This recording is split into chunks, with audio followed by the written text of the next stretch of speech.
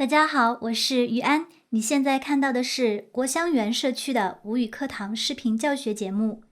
上节课呢，我们讲了一下苏州话怎么打招呼，大家还记得吗？我们来复习一下。普通话你好，你好。普通话早上好，早上好。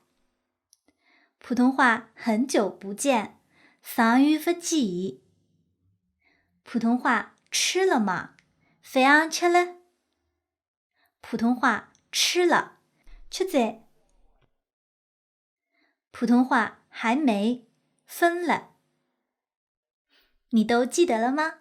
那么今天呢，我们来讲一下苏州话怎么说再见。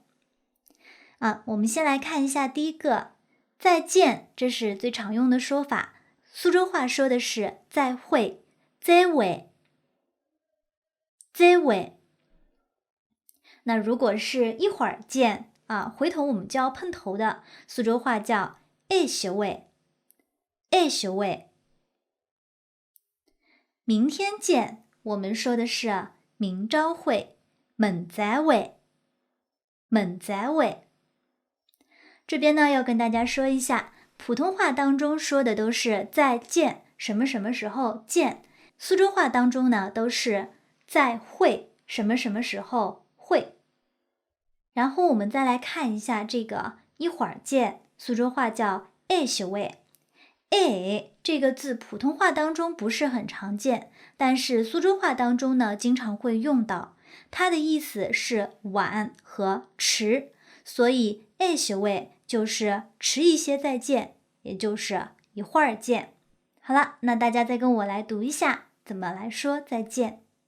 普通话再见，苏州话再会，再会，再会。普通话一会儿见，苏州话下休会，下休会，下休会。普通话明天见，苏州话明早会，明早会，明早会。好了，那我们今天就讲到这边啦。大家如果对我们的课程感兴趣的话呢，可以看一下我们的微信公众号的二维码。好，今天就到这边，大家再见，再会。